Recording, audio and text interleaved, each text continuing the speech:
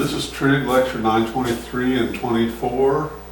The student will solve a right triangle without a given figure. Again, a figure is just a drawing, and what you're going to do is solve a described right triangle in which the measure of angle C is going to be 90 degrees, so side C will be the hypotenuse, and we're going to round our answers to the nearest tenth. To do this, it's going to be very similar to what we did last time when we weren't given a figure. We're going to sketch a triangle that isn't necessarily drawn to scale, and we're going to label it A, B, and C, so that C is the right angle and side C is the hypotenuse. And then we're going to label what we're given and solve for which parts of the triangle are missing. That's what solve a triangle means. If you solve a triangle, you're finding all the missing parts. So we're going to be given some parts, we're going to be asked to find the rest. We're not going to be given a figure. That's a drawing. So here we go. This is how you do it if you run into a problem like this. The instructions are solve the described right triangle. Here it is right here. The measure of angle C is 90 degrees. So I'm going to sketch a right triangle.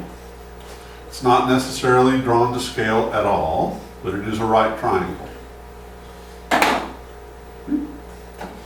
And I'm going to label the 90-degree angle C.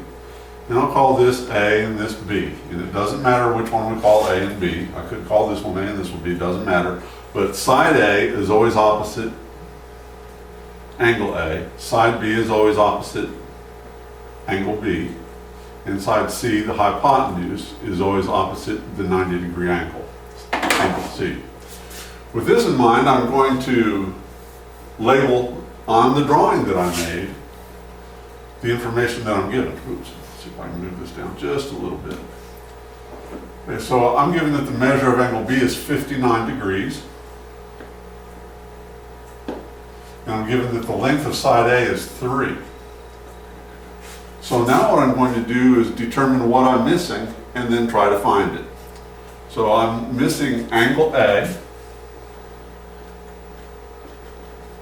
I am missing side B and side C.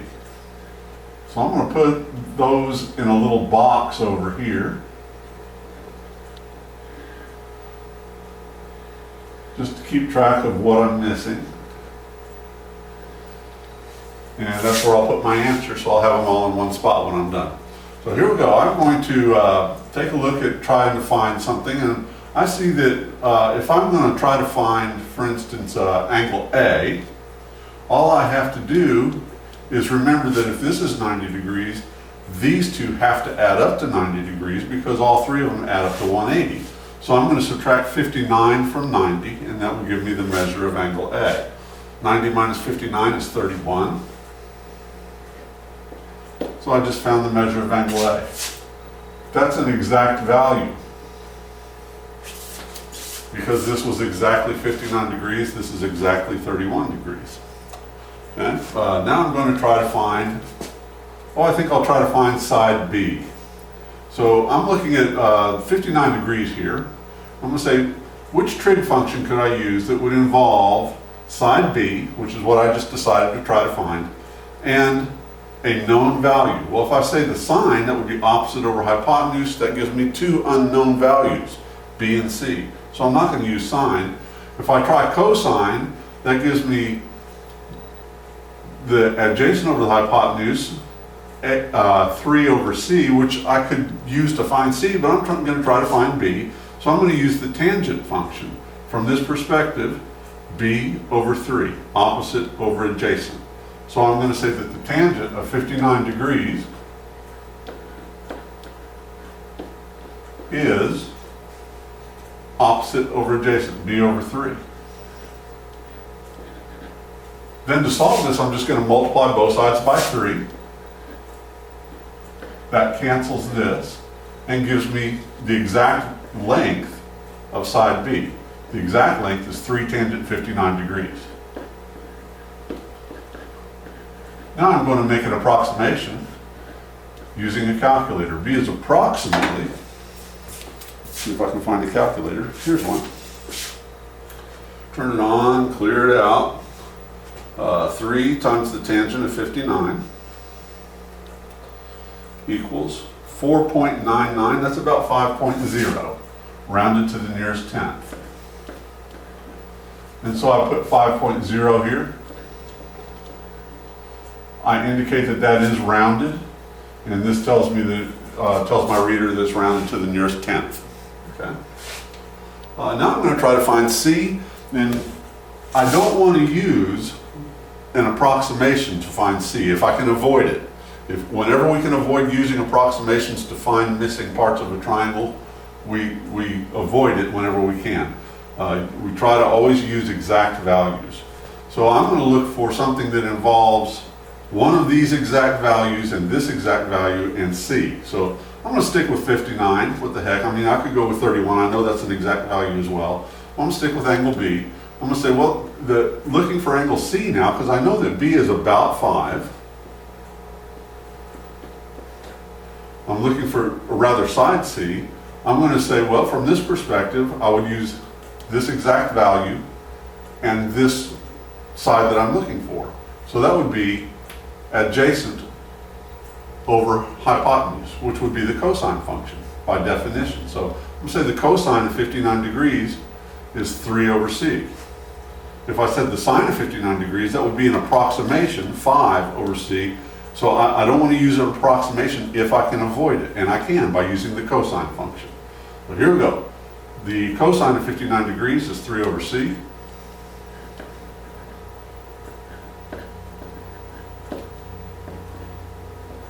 I have my variable in the denominator. Oops. C looks like it's side C. It's a little too big. There we go. I have a variable in the denominator. I don't want that, so what I could do is multiply both sides by C, which would cancel this side and give me C cosine 59 on this side, and then divide by cosine 59. Effectively, what that will do is just switch these two, as it did the last time we ran into this situation. So I'm just going to switch these two. C is equal to 3 divided by the cosine of 59 degrees.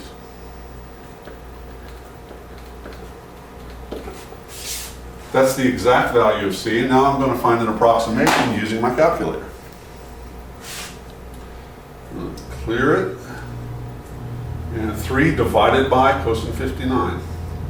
3 divided by the cosine of 59 degrees. Enter. It's about 5.8.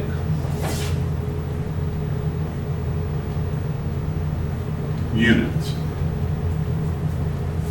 And since we're not given our unit of measure up here, they didn't tell us how if this was centimeters or miles or what unit of measure it is, we don't use a unit of measure in our answers. You could just write units if you wanted to, but that's what we're looking for. Angle A, side B, side C, those are the things that we're missing. We found them. And so we are finished. In a multiple choice situation, we would look for that among our choices and pick the letter that corresponds to that. Let's take a look at the second example. Similar. I'm given a couple of pieces of a triangle. I'm asked to find the rest of the pieces of the triangle. Remember, it's a right triangle and C is the right angle. So here we go. Again, I'm just sketching a right triangle that is not drawn to scale.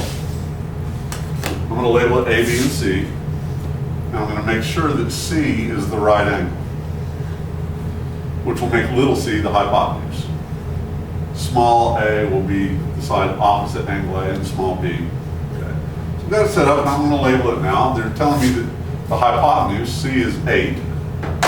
So I'm going to say C is 8. They're telling me that the measure of angle B is 65.9 degrees. 65.9 degrees, and it asks me to solve. Let's see. It's asking me to do something.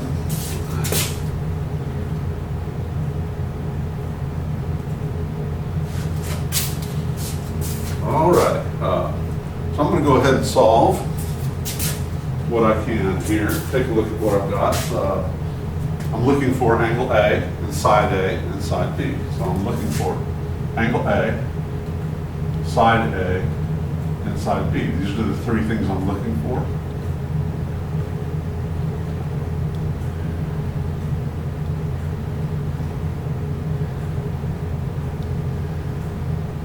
That's where I'm going to put them when I find them.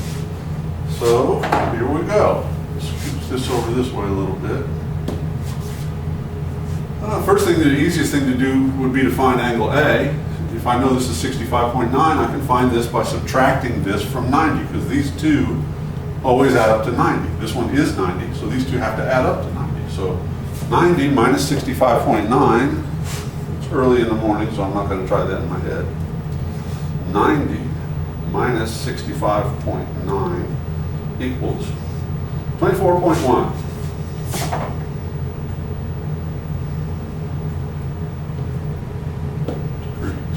That makes this 24.1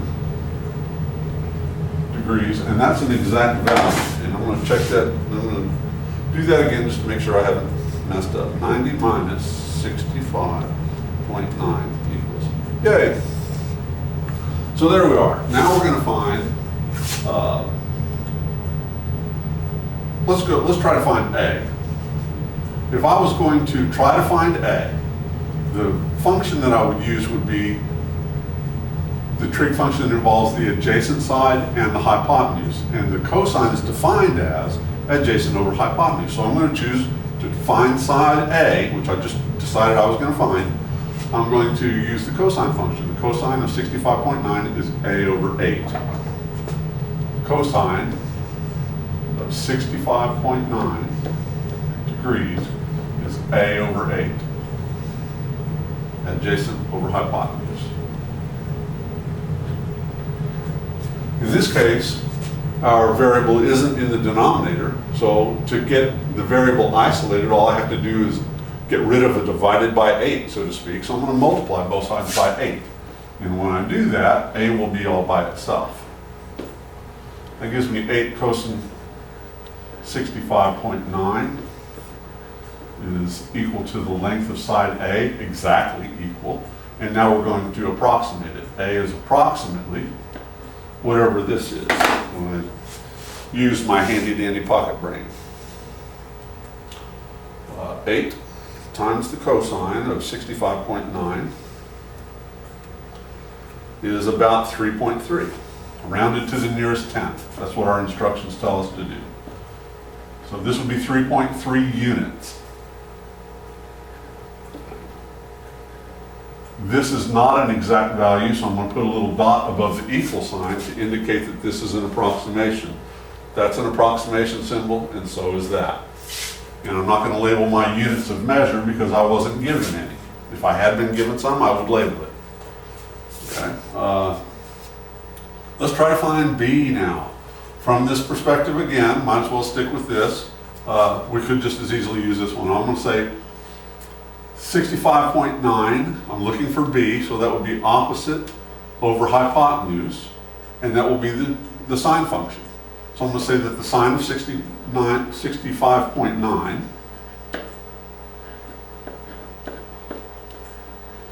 is equal to, and that's degrees, B over 8. Again, in this case, I don't have a variable in the denominator, so all I have to do is get rid of a divided by 8 by multiplying both sides by 8. Just a little bit of algebra here. And that gives us B is equal to, exactly equal to, 8 sine 65.9.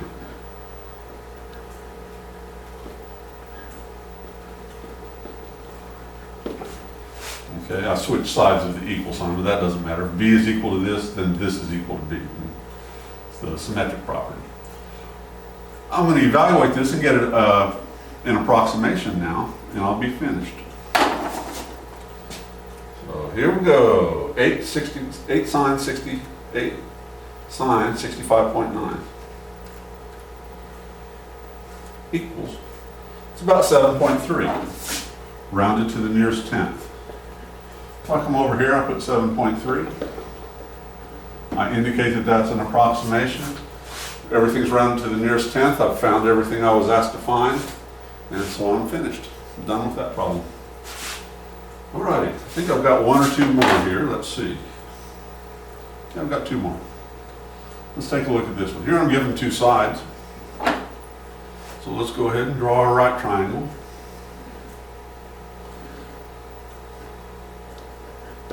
A, B, and C. And this will make this side A opposite.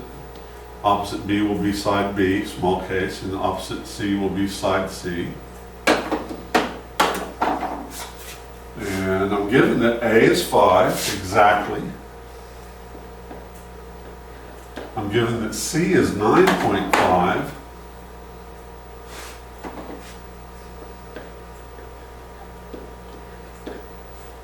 And I'm asked to find I'm asked to solve the triangle, so I'm going to find measure of angle A, the measure of angle B, and the length of side B. So I'm looking for the measure of angle A, the measure of angle B, and the length of side C, or length of side B, sorry.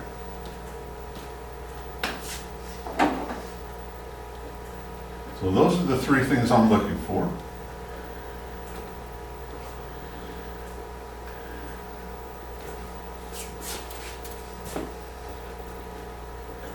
A and B will be approximations. So what I'm going to do, here's my plan for finding the angles. I'm going to find one of them by using an inverse trig function. And once I find one of them, I'm going to round it to the nearest tenth.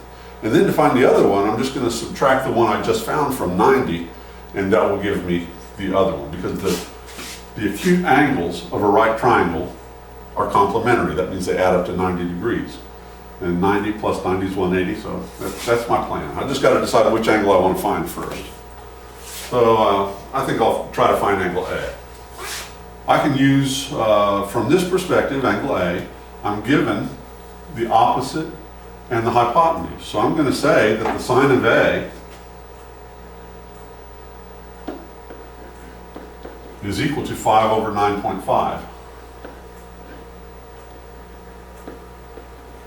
I don't want the sine of A, I want A, the measure of angle A. So I'm going to say if this is true, then A is the inverse sine of this ratio right here, which is what we did last week or the week before.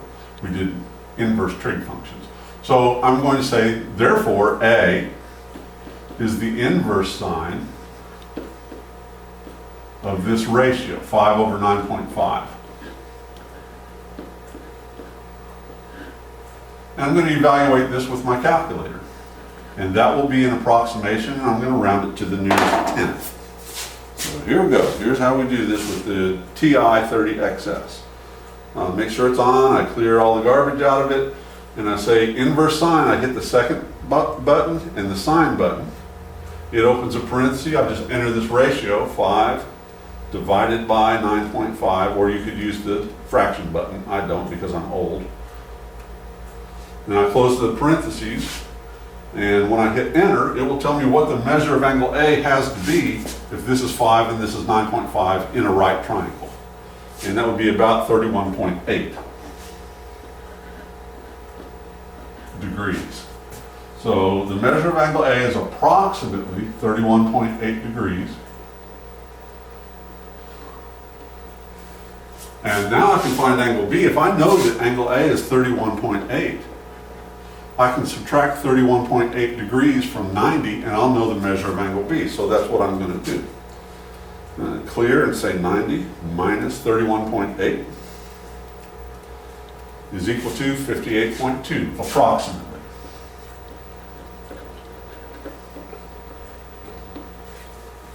So I come over here and that's what this would be.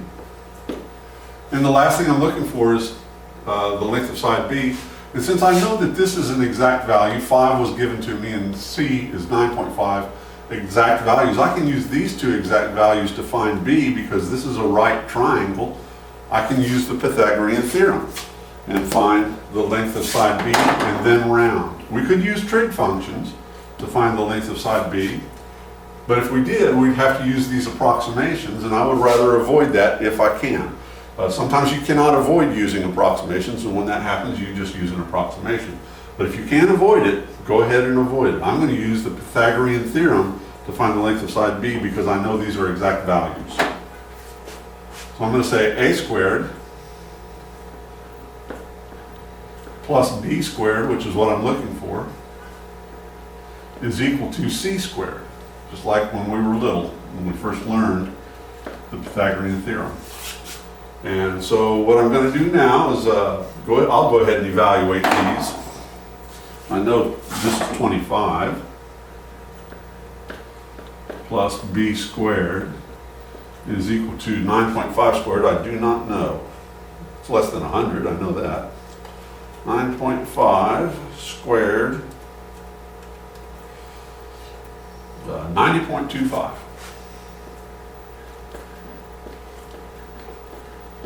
And now here are the steps I'm going to take to find the length of side B. I'm going to subtract 25 from both sides, and then take the square root of both sides to get rid of that square. Square roots undo squares, so to speak. So here we go. I'm going to subtract 25 from both sides. Oops.